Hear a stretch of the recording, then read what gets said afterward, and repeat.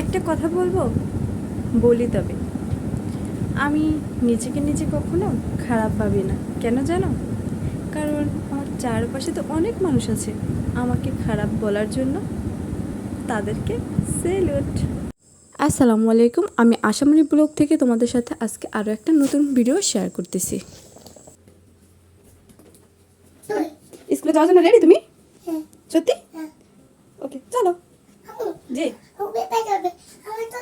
তোমার জুতো ওই সামনে, চলো গেট খুলে আসো।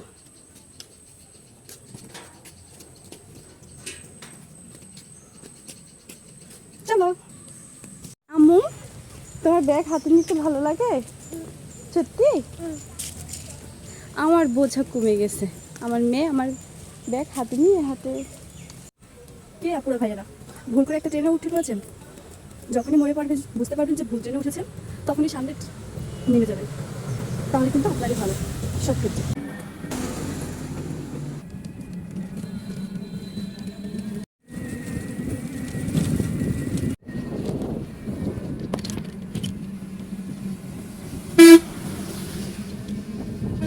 আসলে ঢাকা শহরে জ্যাম লাগাই দিছি।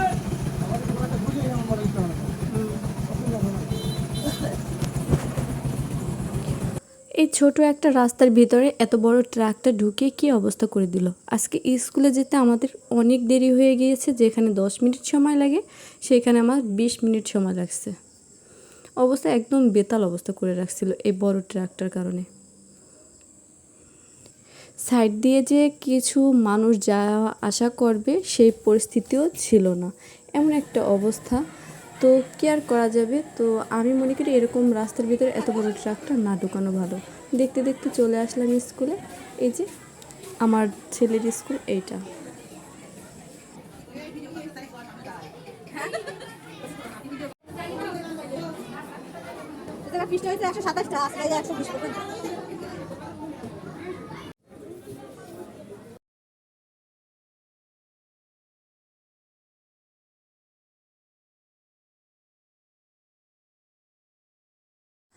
তো জোবানকে ক্লাসে বসিয়ে দিলাম।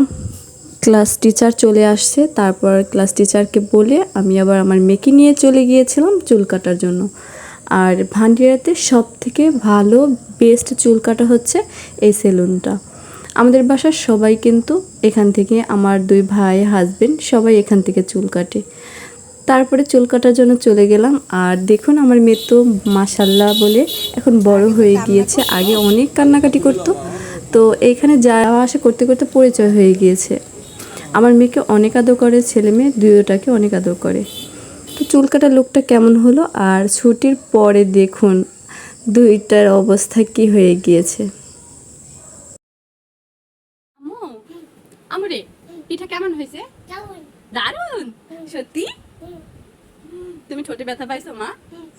বিকালের নাস্তা রেডি করতেছি। আসলে মানুষকে না উপর থেকে দেখলে বোঝা যায় না মানুষটার ভিতরটা কীরকম। উপর থেকে ফিটফাট, ভিতর থেকে একদম গোবরে ভরা থাকে কিছু মানুষ। সবার কথা বলছি না। একটা মানুষের মন পরিবর্তন হতে 1 সেকেন্ড সময় লাগে না। চাটার রং পরিবর্তন হতে যতটা সময় লাগে, মানুষেরটা একদম ভিন্ন। সবাই ভালো থাকবেন, সুস্থ থাকবেন। আল্লাহ হাফেজ।